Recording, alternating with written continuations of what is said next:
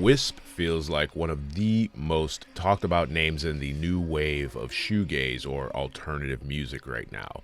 In this episode of Behind the Noise, we break down the rise of Wisp, why her sound is connecting, how the shoegaze revival helped create the perfect moment for an artist like this, and whether she's just part of a trend or one of the artists who could define where alternative music goes next. From atmosphere and aesthetic to audience growth and momentum, this is a look at why Wisp has become one of the names everyone suddenly seems to be talking about. If you've been following the new shoegaze scene, let us know. Is Wisp the real deal?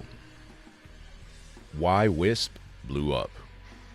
Wisp didn't come out of nowhere. It just feels that way. 1 minute, shoegaze looked like a niche genre living in the shadow of the 90s. The next, Wisp is all over conversations about the future of alternative music, pulling in a new audience and becoming one of the most talked about names in the scene. So, what happened?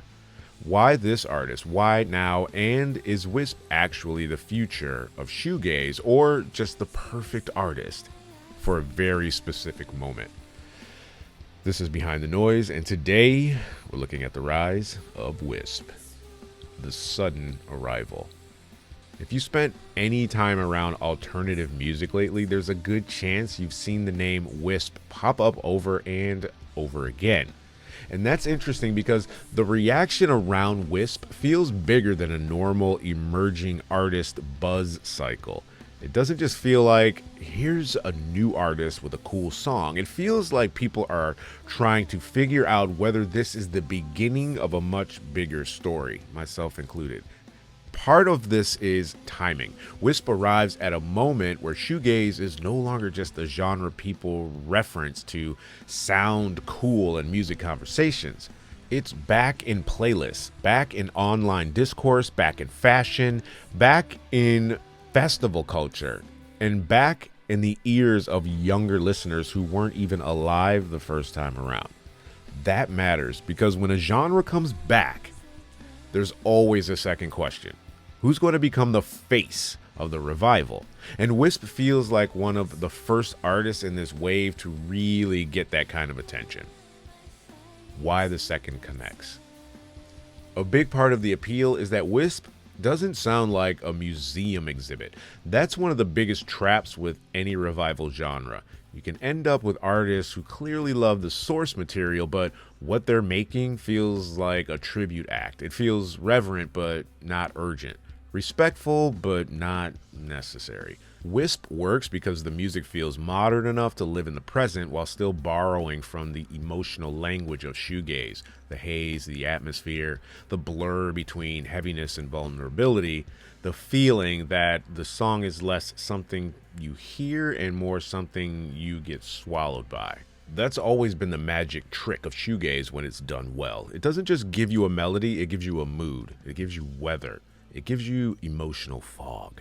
And younger audiences are clearly responding to that because in an era where so much music is designed to hit instantly, explain itself immediately, and get to the hook before your thumb gets itchy, shoegaze offers something different. It offers immersion, it offers texture, it offers the feeling of being somewhere. Wisp taps into that. Why Wisp specifically? So why Wisp and not the other 20 artists also trying to ride the shoegaze comeback? It's way more than that, I know. But a few reasons. First, the aesthetic is coherent. Whether people like admitting it or not, music discovery now is audio visual. Fans don't just discover songs, they discover worlds. They discover moods, visuals, styling, clips, performance footage, cover art, identity. The artist has to feel like a complete experience. Second, Wisp benefits from a genre that already has built-in mythology. Shoegaze has cool older bands, cool album covers, cool references, fashion, emotional baggage. That makes it easier for a new artist in that space to plug into something that already carries cultural weight. And third, Wisp seems to land right at the intersection where nostalgia and newness meet. There's enough of that old DNA there to satisfy someone who knows the roots, but enough freshness to make newer listeners feel like they found something that belongs to them. That's the sweet spot. That's where scenes get built. The bigger picture. What makes Wisp interesting isn't just Wisp, it's what she represents. If an artist like this can break through, even modestly, it says something about the state of guitar music, about the state of alternative culture, and about what younger audiences are looking for emotionally. It suggests that there's a real appetite for music that feels atmospheric, dramatic, messy, romantic, and a little haunted, I guess. That's a big shift from the era where everything had to feel hyper clean, hyper bright, digital, and like hyper optimized. It also suggests that shoegaze isn't just a nostalgia lane anymore. It might actually be one of the styles helping shape what alternative music sounds like next. Is this a moment or a career? And that's the real question. There's a difference between being one of the names of the moment and being an artist who's still here 3 albums from now. The internet is very good at creating excitement. It's less good at building longevity. Buzz is easy, careers not so easy. So for Wisp, the challenge isn't really can you get people talking, because that's already happening. Hello. The challenge is, can you turn intrigue into loyalty? Can you turn a vibe into a body of work? Can you move from being part of a wave to becoming one of the artists that wave is remembered for?